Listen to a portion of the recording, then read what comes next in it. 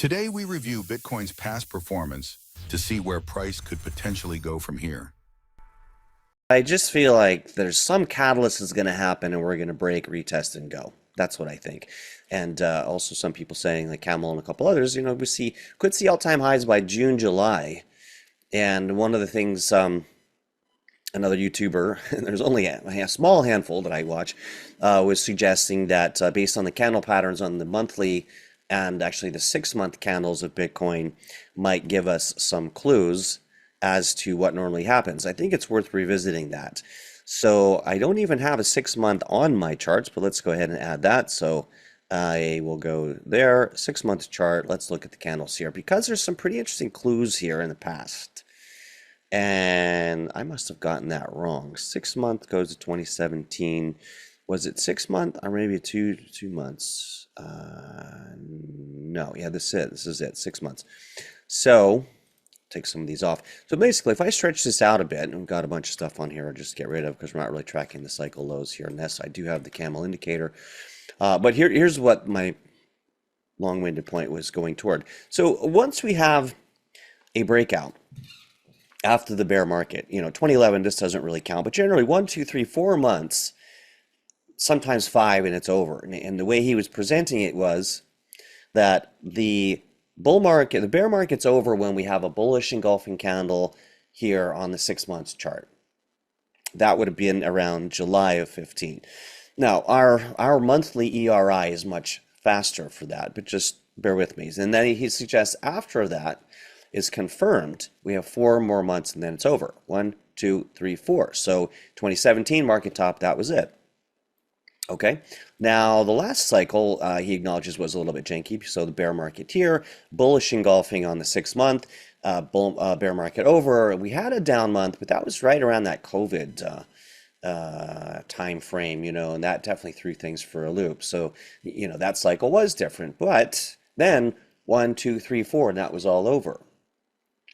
Okay, well, what do we have happening here?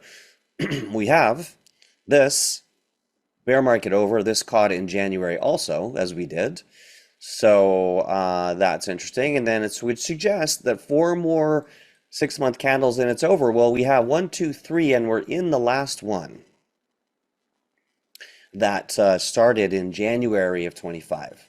Okay, so the end of that would be June. And that's the argument that end of June, maybe this whole thing, it's all over. And, it's really tricky because, and I'm sure every cycle is the same. What I wish we had, and maybe we'll develop it, is some kind of, I'm going to suggest it to TradingView, is some kind of a notepad, whereas you can put notes. They have sort of that, but put some kind of news events and notes, like in a little file folder at certain times on the chart to go back and revisit it. Because I would love to go back here in July of 2021. And that's interesting, July of 2021, and kind of put some notes in folders. Now, if you remember July 2021, we had that big crash, and that would have been that wick here into the summer. It caught us all off guard. I remember I was down at my beach house, just lost 30 grand in no time, and just was beside myself, sort of. And so, but then in that time frame, that was the beginning of July, but then by the end of the year, we had pushed up to sort of that 70K area, 69K in November, December. So just for full perspective, and then of course it was all over, right? So 2022, massive red candle. So that was bear market city.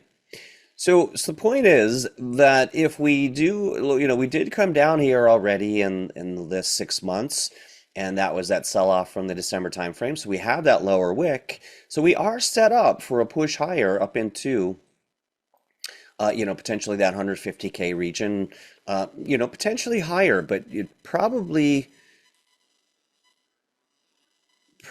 not. There was some talk about the candles getting bigger.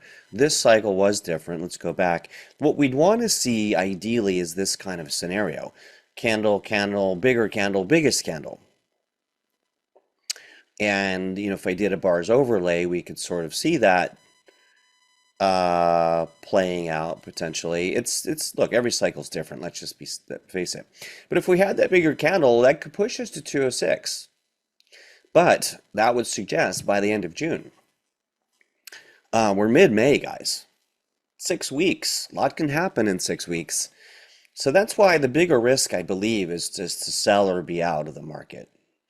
And it's going to really depend on your risk parameters, what you guys believe and what you think.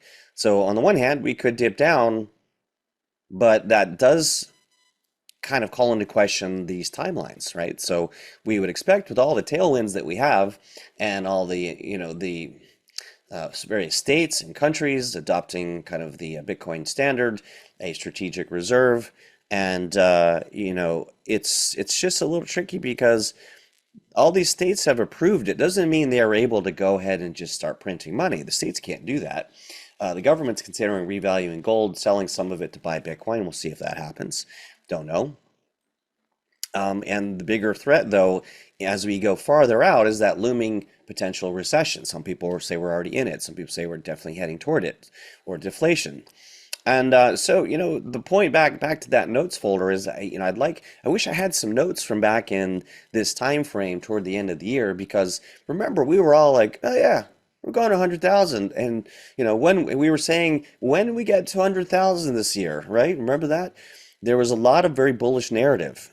And, subsequently I've called it the hype cycle. So we want to be very aware of the hype cycle and noticing that when it gets to a fervor, because 80% of media's place, the owners of these big platforms, are certainly subject to the influences, if not their own Bitcoin holdings. Cointelegraph, Russian-owned, certainly, I believe, played some part in the leaked or the accidental intern leak that the ETFs have been approved, shot up. They probably were very long, leveraged long Bitcoin, and they sold that, shorted it, and said, "Oh, sorry, that was fake." We fired the intern, big deal, when then they shorted it on the way down. I don't know. I can't prove that, obviously, but these kind of things do happen. Just keep that in mind. It's not like you're not paranoid. A little bit of paranoia has served me well over the years in trading and in business. Emphasize a little bit.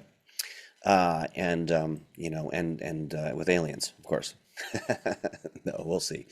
We'll see. All right, but so based on this, I don't want to spend too much time on it, but this to me suggests that we have to be open to the fact that it's all over end of June, that's 6 weeks from now. So either we've put in a top and we reject here 100K, 107K,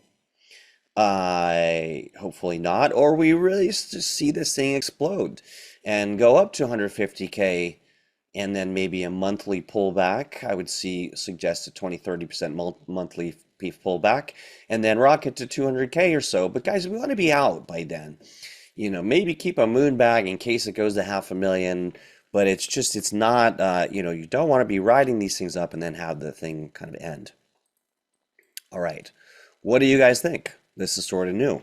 And, none of my other market top signals are suggesting this, but we are not quite there yet. This is a potential scenario, and I'm going to take a screenshot of that because it's just kind of a cool chart, which would make most people's eyeballs hurt. Fortunately, you guys are battle-hardened crypto investors and know exactly what we're talking about here. All right, got the screenshot. Any questions? And I don't see any, but sometimes that chat doesn't tell me. Okay, you guys are quiet. That's cool. Let's see. So I think I want to save this chart, actually, this 6-month chart. So I'm going to make a copy of it, and we'll call that the Siempre Layout 6-month BTC chart. All right, there we go. And what happened? Yeah, cool. Bear with me. I'll put that away. We don't need that. And we'll go back to, I'll hit save. And then we can just do this. We'll jump back over to the monthly chart here, which wasn't monthly. It was daily. We'll look at the weekly. Let's look at the weekly and hop into a larger screen. All right. So, I want to give you, I guess, some actionable advice here. So basically, that's the bottom line. I mean, we're looking for this. Do we reject here? The weekly chart not looking so great. We still technically have time to pull back for a week or two to the 21 EMA, to the thin ice. We would hope that, because back here, the 21 does usually come back and retest. So, I mean, that wouldn't be a bad thing. It's not a good thing, not a bad thing, just a thing. And then from there, it rockets higher. So we still have time for that. We just kind of have to wait and see. And I wouldn't necessarily panic It's just some uncertainty. If we reject at the 100, 300, 4K, then it's a triple top. Then, ostensibly, we'd need to push around, do a fourth attempt, pull back, fifth attempt, and go. That's when we start running out of time. So I'll keep you posted. Hey, this is Brett from Moonstream. If you'd like to learn more about our pro trading signals or our live classes every Wednesday or our Retire Rich program, go over to moonstream.io/start.